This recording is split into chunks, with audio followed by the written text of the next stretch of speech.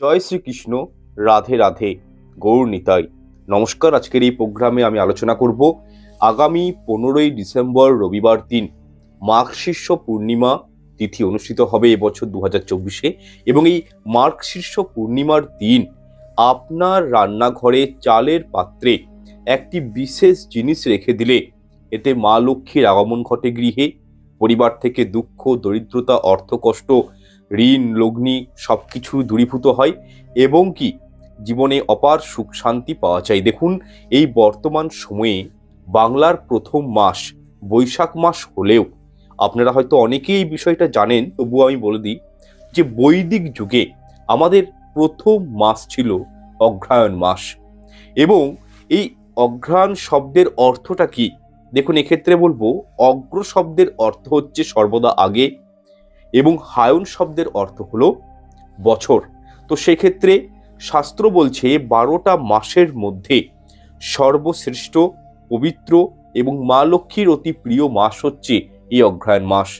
এবং এই অগ্রহায়ণ মাসে অনুষ্ঠিত সব থেকে বড় পূর্ণিমার নাম হলো মার্গশীর্ষ পূর্ণিমা। এবং এই পূর্ণিমার দিন আপনার যদি আপনাদের রান্নাঘরের চালের পাত্রে এই একটি জিনিস রেখে দিতে পারেন এবং কিছু যদি কর্ম করতে পারেন মন থেকে, তাহলে কিন্তু ভগবানের আশীর্বাদ যেমন পাওয়া যায়, শ্রী হরি, শ্রী নারায়ণ, গোপাল কৃষ্ণের, মা লক্ষ্মীর যেমন আশীর্বাদ পাওয়া যায়, ঠিক তেমনি আপনারা দুঃখ, কষ্ট, দরিদ্রতা এগুলো থেকে আপনারা কিন্তু রিলিফ পেয়ে যাবেন। জীবনে আপনাদের যেরকমই কষ্ট থাকুক না কেন, সেই কষ্ট থেকে কিন্তু মহাপ্রভু আমাদেরকে রক্ষা করে এবং জীবনে অপার সৌভাগ্যের অধিকারী আমাদেরকে বানিয়ে তোলে। তো সেক্ষেত্রে বলবো 15ই ডিসেম্বর দিনটি মিস করবেন না। কয়েকটি আমি রিচুয়ালস বলতে পারেন, কয়েকটি আমি রেমেডি বলতে পারেন বলে দেবো, সেগুলো পারলে কিন্তু অবশ্যই করবেন। এতে কিন্তু গৃহস্থ পরিবারের এতে কল্যাণ হয়, আপনার পরিবারের এতে কিন্তু অর্থনৈতিক উন্নতি সাধন হবে। আচ্ছা, প্রথমত জেনে নিন যে এই মার্গশীর্ষ পূর্ণিমা তিথি কখন থেকে শুরু হচ্ছে। দেখুন, এক্ষেত্রে বলবো আগামী 14ই ডিসেম্বর শনিবার বিকেল 4:15 থেকে এই তিথিটা কিন্তু শুরু হয়ে যাচ্ছে এবং থাকবে 15ই ডিসেম্বর রবিবার বিকেল 2:36 পর্যন্ত। তবে উদয়া তিথি অনুযায়ী পূর্ণিমা তিথি যেহেতু রবিবারের সূর্য উদয়কে স্পর্শ করছে, তো সেক্ষেত্রে মার্গশীর্ষ পূর্ণিমা 15ই ডিসেম্বর রবিবার পালন করা হবে। যাই হোক, প্রথমেই যে আমি উপায়টির কথা বলবো, এটি পারলে প্রত্যেকেই মার্গশীর্ষ পূর্ণিমার দিন করার চেষ্টা করবেন। দেখুন, আমরা প্রত্যেকেই কিন্তু দরিদ্র। কারোর কাছে প্রচুর টাকা পয়সা রয়েছে, তার কাছে হয়তো পুত্র সন্তান নেই, কন্যা সন্তান নেই। তাহলে সেই মানুষটির জীবনে কি রয়েছে? পুত্রের অভাব রয়েছে। বা হয়তো কারোর কাছে একেবারেই টাকা পয়সা নেই, বা কেউ হয়তো রোগ জ্বালা সমস্যাতে ভুগছেন, সমস্যা রয়েছে। আমাদের প্রত্যেকের জীবনে কিছু না কিছু কিন্তু ঘাটতি রয়েছে, কিছু না কিছু সমস্যা রয়েছে। যাই হোক, দেখুন, এই উপায়গুলো করার মাধ্যমে কি হয়? শ্রীহরি প্রসন্ন হন। এবং পূর্ণিমা মানে আমরা জানি লক্ষ্মীনারায়ণের পুজোর দিন, পূর্ণিমা মানে চন্দ্রদেবের পুজো অর্চনার দিন এবং কৃষ্ণ গোপালের পুজো অর্চনার দিন। সুতরাং কয়েকটি পয়েন্ট আপনাদেরকে বলে রাখবো, এগুলো কিন্তু পূর্ণিমার দিন করবেন না। এবং পার্টিকুলার আপনাদেরকে আমি একটি বিশেষ ক্রিয়ার কথা বলবো, সেটা কিন্তু প্রত্যেকেই করবেন। যাই হোক, আগামী 15ই ডিসেম্বর রবিবার অঘ্রাণ মাসের বড় পূর্ণিমার দিন চালের পাত্রে বা চালের ড্রামে কোন জিনিসটি রাখলে লক্ষ্মী বৃদ্ধি হয়, টাকা পয়সা সব দিক দিয়ে আসতে থাকে, সেই বিষয়টা আপনাদেরকে আমি প্রথমে শেয়ার করে দিই। দেখুন, এই ক্ষেত্রে বলবো মার্গশীর্ষ পূর্ণিমার দিন আপনারা কি করবেন? সকাল সকাল স্নান করবেন, শুদ্ধাচার হবেন এবং ঠাকুর ঘরের যেরকম নিত্য পুজো অর্চনা করেন সেইভাবে নিত্য পুজো অর্চনা করবেন এবং 21টি অক্ষত চাল নেবেন এবং তাতে ভালো করে হলুদ মাখিয়ে দিবেন। এরপর ওই চালগুলি একটি লাল কাপড়ে ভালো করে ভরে পুটুলি করে ওই চালটি কি করবেন? মা লক্ষ্মীর চরণে রেখে মা লক্ষ্মীর পুজো অর্চনা করবেন। এবং ওই পুটুলিটি আপনারা পুজো অর্চনা হয়ে যাওয়ার পরের কথা বলছি, পুটুলিটি কি করবেন? নিজের পার্স, মহিলারা নিজেদের পার্সে রাখতে পারেন, পুরুষেরা নিজের মানিব্যাগে রাখতে পারেন। যদি তাও অসুবিধা হয়, আপনারা কি করবেন? লকার, আলমারিতে, গোদরেজে বা আপনার যে ক্যাশ বাক্স রয়েছে সেখানেও রাখতে পারেন। দেখুন, বেসিক্যালি আমরা কি করি, গোদরেজের মধ্যে, আলমারির মধ্যে গয়নাগাটি, অর্নামেন্টস, টাকা পয়সা এগুলো কিন্তু রেখে থাকি। মানে এক্সপেন্সিভ ছোট জিনিসগুলো কিন্তু আমরা লকারের মধ্যে স্টোর করে রাখি। তো আপনারা সেক্ষেত্রে কি করবেন, ওই পুঁটুলিটি মা লক্ষ্মীর চরণে যেটি নিবেদন করেছিলেন ওই পুঁটুলিটি আপনারা আপনাদের ব্যবসার ক্যাশ বাক্সতেও রাখতে পারেন এবং কি নিজের গোদরেজ লকারেও রাখতে পারেন। একটু গুপ্ত স্থানে রাখবেন, পবিত্র স্থানে রাখবেন। এর ফলে কি হয় দেখুন, পূর্ণিমার দিন এই ক্রিয়াটি করার ফলে মা লক্ষ্মী বেজায় খুশি হন, সাথে চন্দ্রদেবের একটা শুভ প্রভাব পাওয়া যায়। এবং অ্যাজ পার অ্যাস্ট্রোলজি বলা হয়েছে চন্দ্রদেব হচ্ছে আমাদের মনের কারক গ্রহ, তার সাথে কিসের কারক গ্রহ, ক্যাশ ফ্লো, হাতে যে টাকা পয়সা আমাদের হঠাৎ করে প্রাপ্তি হয় বা একটা মানে ক্যাশ ফ্লো হতেই থাকে, টাকা পয়সার আনাগোনা হতেই থাকে, সেটা কিন্তু শুক্র গ্রহ এবং কি চন্দ্র গ্রহের প্রভাবেই কিন্তু এটা হয়। তো এই ক্রিয়াটি করার ফলে মা লক্ষ্মীর সাথে চন্দ্রদেবও কিন্তু খুবই প্রসন্ন হন এবং আমাদের জীবনে ক্যাশ ফ্লো কিন্তু হতেই থাকে। অর্থ যেখান থেকেই হোক মানে আসতে থাকে। একটা রাস্তা বন্ধ হয়ে গেলে আরেকটা রাস্তা দেখবেন আপনাদের জীবনে খুলে যাবে অর্থনৈতিক ইনকামের জন্য এবং মা লক্ষ্মীর বিশেষ কৃপাদৃষ্টিও পাওয়া যায়। এছাড়াও যে পরিবারে চাল, হলুদ, লবণ, তেল এই কয়েকটা উপকরণ শেষ হওয়ার আগেই পরিবারের সদস্যরা এই জিনিসগুলোকে একটু ঘরে মজুত রাখে, নিজের রান্নাঘরে রাখতে পারেন। শাস্ত্র প্রমাণ রয়েছে, শাস্ত্র বলছে যে সেই পরিবারে কখনোই অন্ন, বস্ত্র, বাসস্থানের কিন্তু অভাব হয় না। সুতরাং এই বিষয়টি মাথায় রাখবেন, কখনোই নিজের রান্নাঘর থেকে নিজের পরিবার থেকে আপনারা কিন্তু এই কয়েকটা জিনিস যেগুলো বললাম, ফার্স্ট অফ অল চাল মা লক্ষ্মীর প্রতীক, হলুদ হচ্ছে মা লক্ষ্মী বিষ্ণুর প্রতীক, লবণ হচ্ছে কিন্তু মা লক্ষ্মীর একটা প্রতীক এবং কি তেল তেল মা লক্ষ্মী এবং কি মানে শনি মহারাজের একটা কিন্তু কারক হিসাবে ধরা হয় তেলকে। ঠিক আছে, তো এই জিনিসগুলো ঘর থেকে কখনোই আপনারা কিন্তু শেষ হতে দিবেন না, তার আগেই সেই স্থানে কিন্তু মজুত রাখবেন। এতে আপনার ঘরের শ্রীবৃদ্ধি হবে, এতে আপনার ঘরের অর্থনৈতিক মানে জায়গাটা একটা স্ট্যাবল জায়গায় থাকবে। যাই হোক, মার্গশীর্ষ পূর্ণিমার দিন আরো একটি উপায় আপনাদেরকে আমি বলে দিচ্ছি, পারলে এটিও কিন্তু করবেন যদি পারেন। কি করবেন, এক মুঠো চাল হাতে নিয়ে নেবেন, তার মধ্যে হলুদ ভালো করে মাখিয়ে তার রূপোর কোনো পাত্রে আপনি রেখে দিন। পিওর চাঁদি বা রূপোর পাত্রে ছোট্ট মতন পাওয়া যায় রূপোর পাত্রগুলো, এগুলোর মধ্যে রেখে দিন। তবে যদি রূপোর পাত্র না থাকে, অ্যাজ এ সাবস্টিটিউট বিকল্প হিসাবে আপনি পিতল বা তামা অথবা মাটির পাত্রতেও এই চালগুলো কিন্তু রাখতে পারেন। এবং সেই হলুদ মাখা চালের মধ্যে কি করবেন, একটি গোটা অক্ষত সুন্দর দেখে সুপারি রাখবেন এবং একটি 1 টাকার কয়েনটির মধ্যে যেন শস্যের কোনো একটা ছবি থাকে। অনেক কয়েন থাকে দেখবেন 1 টাকার কয়েনগুলো একটু বড় সাইজের হয়, সেখানে কিন্তু দানা শস্যের ছবি রয়েছে, ঘাসের ছবি রয়েছে, মানে এরকম টাইপের যে ছবিগুলো থাকে সেরকম কোনো কয়েন একটি আপনারা কিন্তু সেই মানে পাত্রটির মধ্যে কিন্তু রাখবেন।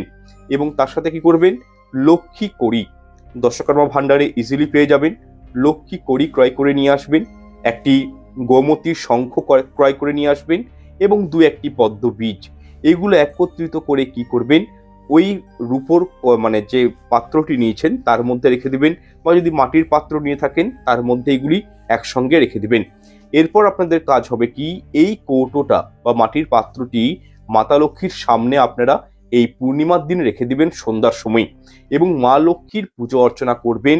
সাথে 108 বার এই মন্ত্রটি কিন্তু আপনারা পাঠ করবেন। মন্ত্রটি হচ্ছে কি, ওম মহালক্ষ্মী আয়ে নমঃ। একদম সিম্পল ওয়েতে আপনাদেরকে বুঝিয়ে দিচ্ছি, এই মন্ত্রটি জপ করা মানে আপনি আপনার মা লক্ষ্মীকে মানে আপনার ঘরে মা লক্ষ্মীকে আহ্বান করছেন। ওম মহালক্ষ্মী আয়ে নমঃ। এই মন্ত্রটি চোখ বন্ধ করে মনে ভক্তি রেখে একটা কল্পনা করবেন যে মা লক্ষ্মী আপনার ঘরে এসে উপস্থিত হয়েছে। এইভাবে 108 বার এই মন্ত্রটি কিন্তু আপনি জপ করবেন। এর ফলে কি হয়, এই জিনিসগুলো আপনি মা লক্ষ্মীকে দিলেন, সাথে মন্ত্রটি জপ করলেন, এর ফলে পজিটিভিটি ঘরের অন্দরে অত্যন্ত পরিমাণে বৃদ্ধি পায়। দেবদেবীদের আগমন সেই ঘরে কিন্তু আগমন হয় সেই ঘরে। এবং পুজো শেষ হয়ে যাওয়ার পর চালের ওই পুটুলিটি মা লক্ষ্মীর কাছ থেকে সংগ্রহ করে সেটি আপনার রান্নাঘরে প্রধান চালের ড্রামের মধ্যে রেখে দেবেন। এবং একটি বিষয় এখানে মাথায় রাখবেন, ওই ড্রামের চাল যেন পুরোপুরি শেষ না হয় এবং শেষ হওয়ার মুখেই পুনরায় চাল কিন্তু এনে ড্রামটি বা চালের পাত্রটি ভর্তি করে নেবেন। এবং আপনারা যখন রান্না করবেন সেই চালের পাত্র থেকেই চাল বার করবেন এবং রান্না করবেন। এর ফলে আপনাদের জীবন থেকে দুশ্চিন্তা, দরিদ্রতা অবশ্যই দূরীভূত হবে, আর্থিক টানাটানি কমবে, বাজে খরচটা কমবে এবং সাংসারিক জীবন থেকে অনেকখানি অশান্তি দূরীকরণ হবে। এবং সর্বোপরি এই উপায়টি করলে মা লক্ষ্মী অত্যন্ত প্রসন্ন হন এবং সেই ব্যক্তিকে, সেই পরিবারের মানুষজনকে উনি কিন্তু দুহাত ভরে আশীর্বাদ প্রদান করেন। তাই এই দুটো আপনাদেরকে আমি রেমেডি বললাম মার্গশীর্ষ পূর্ণিমার দিন, এগুলো কিন্তু অবশ্যই করবেন যদি পারিবারিক উন্নতি চান, পারিবারিক জীবনে যদি সুখ শান্তিতে চান, প্রগতি চান। যাই হোক, আপনারা এই পূর্ণিমার দিন যদি পারেন কিছু পূর্ণ কর্ম করতে পারেন। সর্বশ্রেষ্ঠ কর্ম আপনাদেরকে বলে দিচ্ছি আমি, এই মার্গশীর্ষ পূর্ণিমার দিন আপনারা করতে পারেন। সেটা হচ্ছে কি, নিজের সামর্থ্য মতো যতটুকু আপনারা পারবেন সেই হিসাবে বৈষ্ণবদের সেবা করার চেষ্টা করবেন। একবার মা পার্বতী প্রভু মহাদেবকে প্রশ্ন করেছিলেন যে, হে পরমেশ্বর ভগবান, আপনি আমাকে বলুন যে এই পৃথিবীতে কার উপাসনা করা সর্বশ্রেষ্ঠ। আপনি তো সর্বদা প্রভু নারায়ণের চিন্তনে মগ্ন থাকেন, তাহলে কি নারায়ণের সেবা করা সর্বশ্রেষ্ঠ? তো মহাদেবের মানে মা পার্বতীর এই প্রশ্নে মহাদেব মা পার্বতীকে জানিয়েছিলেন যিনি হচ্ছেন পরম বৈষ্ণব। মহাদেব কিন্তু পরম বৈষ্ণব। উনি বলেছিলেন সর্বশ্রেষ্ঠ উপাসনা হচ্ছে ভগবান বিষ্ণুর উপাসনা করা, এবং তার থেকেও শ্রেষ্ঠ উপাসনা হচ্ছে বৈষ্ণবদের সেবা করা, বৈষ্ণবদের উপাসনা করা। দেখুন, একটা ছোট্ট শ্লোক রয়েছে, বৈষ্ণবদের উপাসনা করা ছাদিয়া বৈষ্ণব সেবা নিস্তার পায়েছে কেবা। বৈষ্ণবের সেবা ব্যতীত কখনই স্বস্তি লাভ করা অসম্ভব, শান্তি পাওয়া যায় না। এছাড়াও শাস্ত্রে বলা হয়েছে কোটিকাল ভগবানের সেবা করা এবং ক্ষণকাল কিছু সময়ের জন্য বৈষ্ণবের সেবা করা প্রায় কিন্তু সমান। সুতরাং সম্ভব হলে এই মার্গশীর্ষ পূর্ণিমার দিন বৈষ্ণবের সেবা করুন, কিছু তাদেরকে ঘরে ডেকে এনে নিমন্ত্রণ করুন, কিছু ভোজন করান। এতে কিন্তু বৈষ্ণবী বা বৈষ্ণবকেই কিছু ঘরে ভোজন করালে কি হয়, ঘর থেকে অনেক বিপদ আপদ দূর হয়। আগেকার দিনের মানুষ কিন্তু করতো, প্রাচীন সময়ে এই মানুষ কিন্তু করতো, বৈষ্ণবদেরকে ঘরে ডাকতো, তাদেরকে কিছু খাওয়াতো, তাদের আশীর্বাদ নিত, তাদেরকে প্রণাম করত এবং তাদেরকে ভগবান বলে মনে করতো। তো সেক্ষেত্রে বলবো বৈষ্ণব সেবা করা যে কোনো পূর্ণিমার দিনই এই কাজ আপনারা করতে পারেন। দেখবেন কোটি কল্পের ভগবানের সেবা করলে যে ফল পাওয়া যায় সেই ফল কিন্তু আপনাদের জীবনে প্রাপ্তি হবে। যাই হোক, এরপর খুবই গুরুত্বপূর্ণ একটা বিষয় বলে দিই। দেখুন, পূর্ণিমার দিন অনেকেই ঘরে লক্ষ্মীনারায়ণ পুজো করেন, শ্রীকৃষ্ণের পুজো করেন, সত্যনারায়ণ পুজো করে থাকেন। তো নারায়ণ তত্ত্বের যে ভগবানকে আপনি পুজো করুন, তো এই পুজোর জন্য কিন্তু মেন একটা এলিমেন্ট দরকার, মেন একটা জিনিস দরকার, যেটা ছাড়া কিন্তু পুজো অসম্পূর্ণ রয়ে যায়। সেটা হচ্ছে প্রভু নারায়ণের সব থেকে প্রিয় জিনিস তুলসী পত্র। আপনি কৃষ্ণ পুজো করুন, আপনি নারায়ণ তত্ত্বের যে কোনো ভগবানের পুজো করুন, উনার পুজোতে কিন্তু তুলসী পত্র আবশ্যক। কিন্তু আপনাদেরকে খুবই গুরুত্বপূর্ণ একটা বিষয় আমি জানিয়ে দিই। দেখুন, তুলসী পত্র পূর্ণিমা তিথি চলাকালীন, একাদশী, দ্বাদশী, অমাবস্যা, এই তিথিগুলো পড়ে গেলে কিন্তু তুলসী পত্র চয়ন করবেন না। কারণ পূর্ণিমা তিথি শুরু হয়ে যাওয়ার পর তুলসী পত্র চয়ন করলে শাস্ত্রে বলা হয়েছে শ্রী বিষ্ণুর মস্তক ছেদন করলে যে পাপ হয় সেই পাপের অধিকারী সে ব্যক্তিকে হতে হয়। এবং এতে কেশবপ্রিয়া বৃন্দাবনেশ্বরী তুলসী মহারানী অত্যন্ত পরিমাণে অসন্তুষ্ট হন, রাগান্বিত হন। এছাড়াও দেখুন, ভগবান বিষ্ণু বা কৃষ্ণের বা গোপালের পুজো করতে গেলে এবং পূর্ণিমা তিথিতে আপনারা ঘরে যে পুজো অর্চনা করেন তাতে কিন্তু তুলসী পত্র আবশ্যক।